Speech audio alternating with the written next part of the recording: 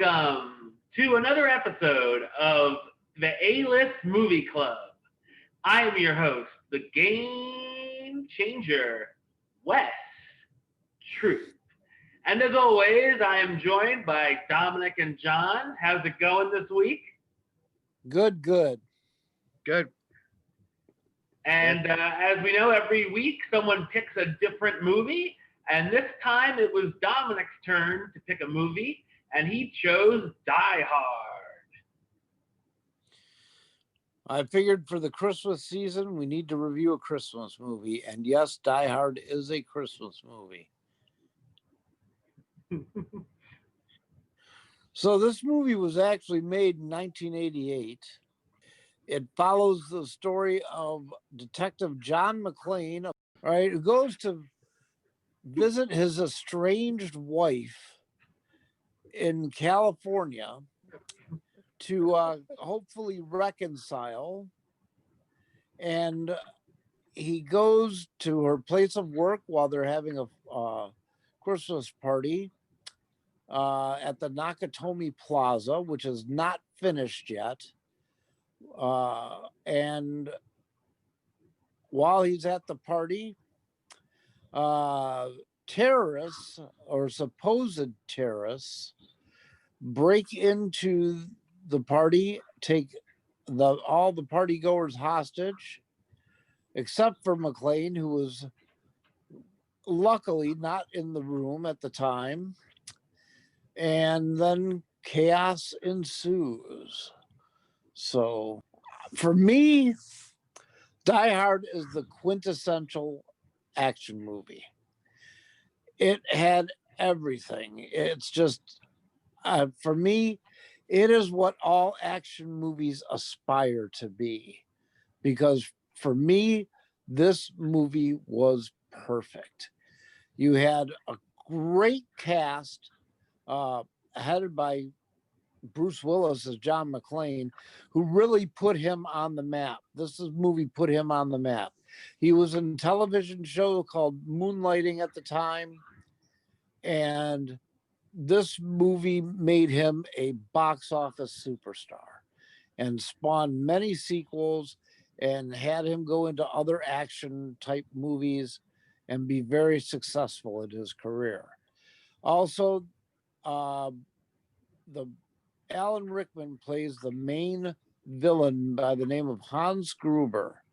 And Hans Gruber was voted by, I think it was 100 different critics. They voted on the best movie villain of all time.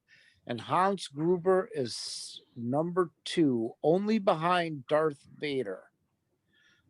And he was Alan Rickman, fantastic actor, gone too soon, just was absolutely, this role could not have been played by any other actor than him to this perfection. So I do have a couple pieces of trivia about Die Hard. The first movie posters of Die Hard did not have Bruce Willis's silhouette on them because he was not a big star. So they had just the Nakatomi Plaza photo. And then later on, they put on his silhouette. Another thing too is that Bruce Willis was actually the 6th actor approached to play John McClane. The first 5 turned him down. Now, I do not remember all 5 of them, but I remember a couple of them. Harrison Ford was one of them. Believe it or not, Burt Reynolds was one of the actors that was asked to play him. And I can't remember the other 3, but they were all big names. Oh, I think maybe Clint Eastwood. Clint Eastwood was also. Arnold Schwarzenegger. And Schwarzenegger? I didn't know Schwarzenegger. I could see that, definitely. But yeah. So time to Die Hard! And originally, and do you know this? Supposedly the terrorists are German. They never say in the movie that they were German terrorists. And when the movie was shot, they had them just speaking gibberish. They were not speaking German. And that they actually pieced together, they had them after the movie was released, actually, when it came out on DVD and or came out on VHS back then, they changed it, the words to German words that followed basically their lip syncing. I got this all on my news app at work when they said 20 different things you didn't know about the movie Die Hard. I thought you just knew this stuff. Nope. So for me, fantastic. Best action movie ever for me. Yeah, I agree with Dominic. This is a great action movie. God, I think I've seen it a million times. Oh, I know. It's still sort of quotable, but everybody knows Yippee Ki Yay, and Yep. you know, come to the Come coast. out to the coast. We'll have a few laughs. Yeah, I mean everybody remembers that stuff. It's a great movie. I agree with Dom. That I liked it. It was different than in the '80s. There were so many of those Stallone, Schwarzenegger, shoot 'em up action superhero movies, and he was different. He was a regular guy in an unusual situation. And then that he actually got really hurt in this movie. I mean, the character. I mean, not like, where you see like Schwarzenegger or something like that in some of those action movies, they'll get grazed by a bullet. Where he went through hell, the character in this movie. Yeah. And I like that he was a regular guy. I mean, I didn't want him to be an unstoppable machine. I like that he had glass in his feet and, putting himself through hell. Yeah. Great movie. Really good. We probably should have stopped after 3, but that's a different thing. I agree. Nice trilogy. And then they should have stopped. Ooh. Yep. Yeah, we saw the 5th one in theaters, and wow. That's the one in Russia with his kid? Yeah. That's A Good Day to Die Hard? Another movie that Jai Courtney ruined. Yeah, I've never seen it. I tried a couple times. I got halfway through and turned it off. Yeah. I think we saw it like opening day. We were there might have been one other person in there. So that was pretty telling. Mm-hmm. Yeah. I did tell you guys they're working on a prequel called Die Hard Year One. What the hell? What are they gonna do? CGI Bruce Willis or what? It's supposed to be Bruce is like telling his life story to somebody, and then it goes into a flashback, and someone younger portrays John McClane when he was just a beat cop, like his rookie year on the force. Yeah, I think I read something about that.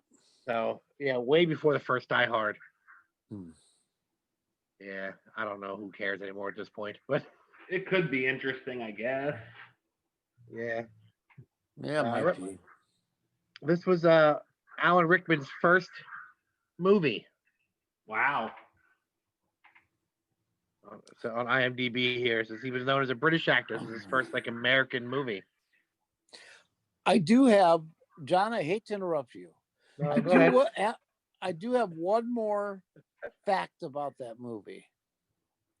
And I don't know if you know, when Alan Rickman, when the final scene where he that he's in when he falls from the Nakatomi Plaza, it was a fall from 40 feet into a big mattress, and they of course did the special effects on that. Okay. You mean it wasn't a burning? The director wanted to have a real look of surprise on Alan Rickman's face and told him that during the scene they would count to 3 and then he would be released. Okay, when they shot the scene they counted 1 and dropped him So that was an actual look, his actual look of surprise, because he was terrified to do this scene. And they screwed with him and didn't drop him on 3. They dropped him on 1. So that was a real look of surprise on his face. I probably would have had the same look. I know. Well, yeah, I would have probably, there'd been a trail of shit following me. Yeah. Whoever was on the ground underneath me would have got a shower. Yeah, a shit shower. Exactly. That Bruce Willis got $5 million for the role, which was an unheard of feat for the time. Yep. Now you think about it, I mean, actors make, $30 million a role. What is The Rock up to? Like $50 million a role? And he wanted what? $1 million a day for Expendables 3, didn't he? Is that what it was? Yeah, because he didn't want to be in the movie. So that's why they got Harrison Ford to do it. And then he had that line, he's out of the picture. When they asked what happened to his character. The Nakatomi Plaza was actually the headquarters of 20th Century Fox. Yep, I knew that. Yep. Oh, cool. So yes, there's been debated a lot about if it's being a Christmas movie or if it's just a movie that takes place during Christmas. John, what do you think about that? Do you think it's a Christmas movie? I almost forget that it has a Christmas thing going on to it until Tom said about it. Like, I mean, I've seen it a million times, but that's right. There's a Christmas party. Like, I completely forgot about it because I mostly just remember all the action and all the other cool stuff. So for me, Right. it's such a great movie you can watch any time of the year. So I don't really think of it as a Christmas movie. Yeah, it's a hard that's a hard question to answer, really. I think I'm on the side of it. It has all the themes of a Christmas movie. I was gonna say, yeah, it's got the music, it's got the it's got the relationship thing, the family estranged and coming there, trying to get back together for Christmas. Yeah. It even has Christmas in Hollis by Run DMC. I'm like, yes.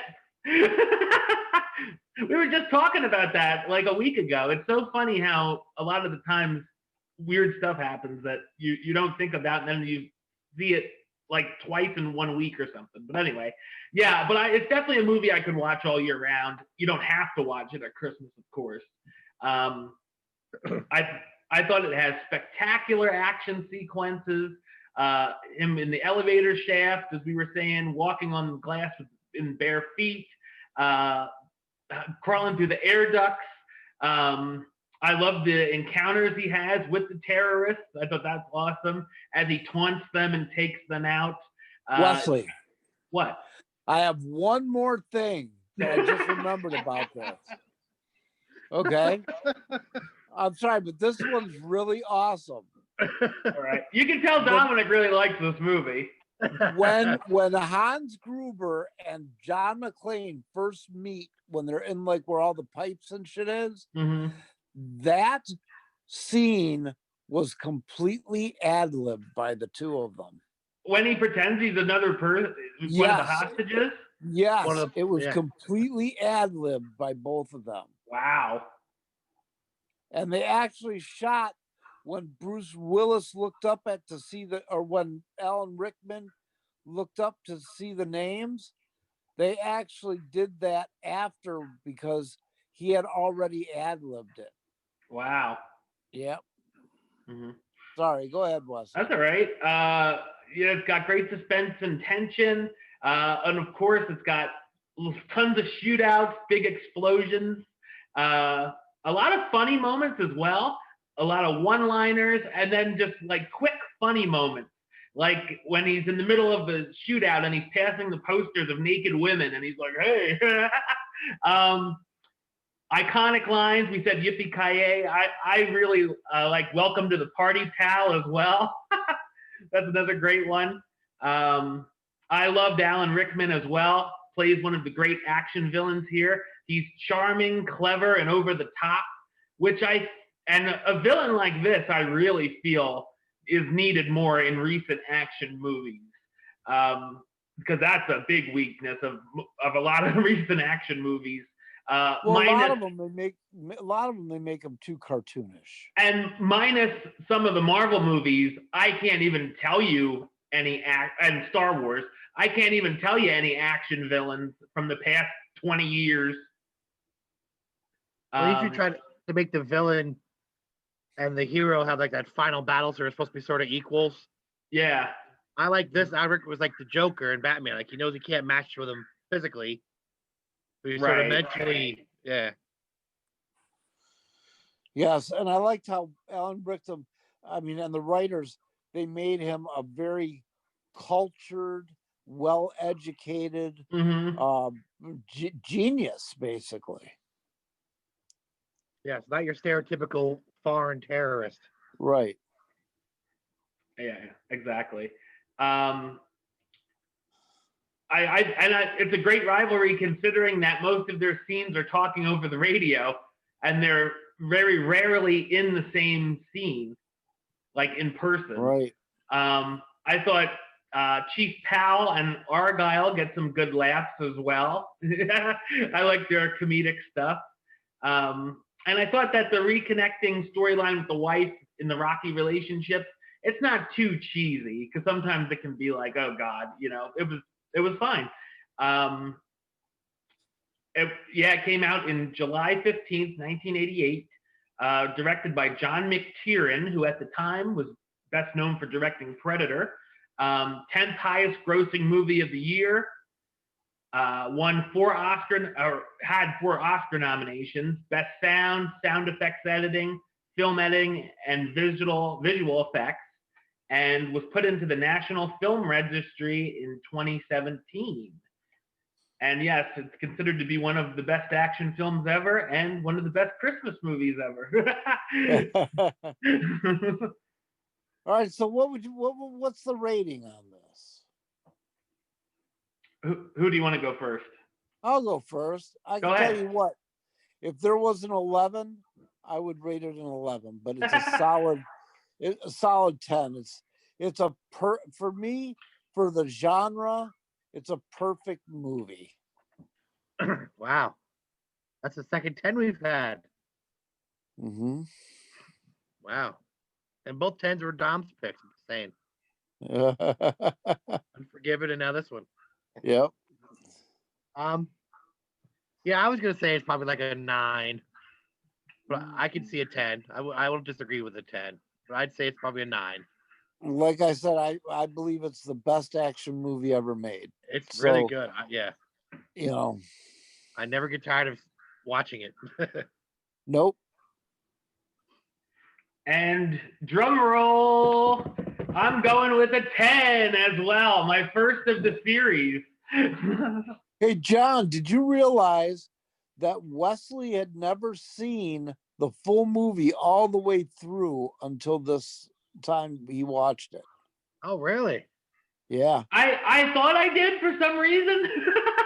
And then I'm like watching it and I'm like, I don't think I've ever watched this all the way through. I've seen bits and pieces and stuff like that, but I've seen A Good Day to Die Hard all the way through, or Live Free and Die Hard. But never the original. So I've seen the second part, but I can't remember it. So John ruined our perfect 10. I was gonna say this could have been a 30 out of 30. I can change it to a 10. I really have no problems with that. Like it's like a 9.9 for me. It's so close. It's up to you. I'm fine making it a 10. That's fine. All right. Well, then we have our first perfect movie. Yeah, I love this movie. So. Oh, I know. 10s all around. So I would say like A-list Hall of Fame then. I think, yeah. I mean, this is a movie that, my favorite movies of all time are it's very fluid for me, but this one's, at least of every movie in every genre, is probably top 6 of every movie in every genre I've ever seen. I would have to think, like Godfather is in there, and there's a bunch of other great movies. But yeah, this movie is just awesome. Okay, John Boy, it is time for you to pick your movie for our next selection. Okay, well, Wes probably has a clue because I texted him earlier. I've got to hold up Die Hard.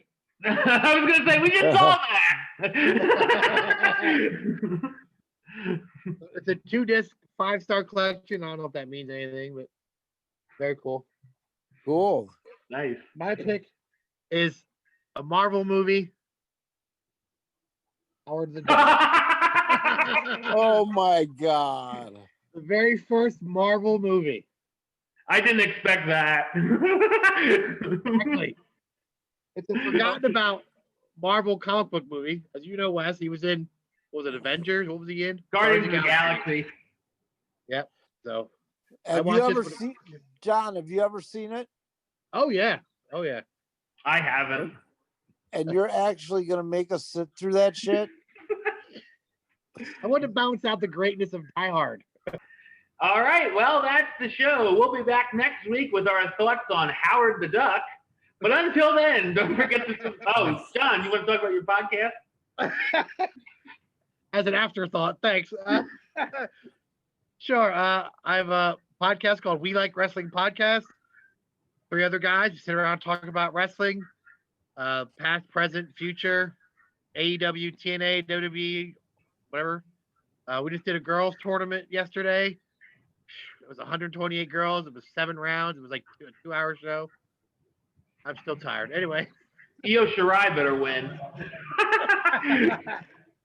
So I'm not going to tell you who won. Just get to listen and find out. She was knocked out in the first round.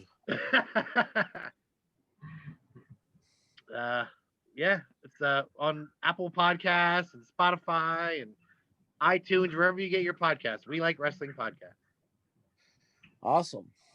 All right, and of course for me, you know the links, youtube.com/westside515, like on Facebook, facebook.com/westtroupealist, and of course you can follow me on the Twitter and the Instagram @WesAlist. Until next time, Troop out.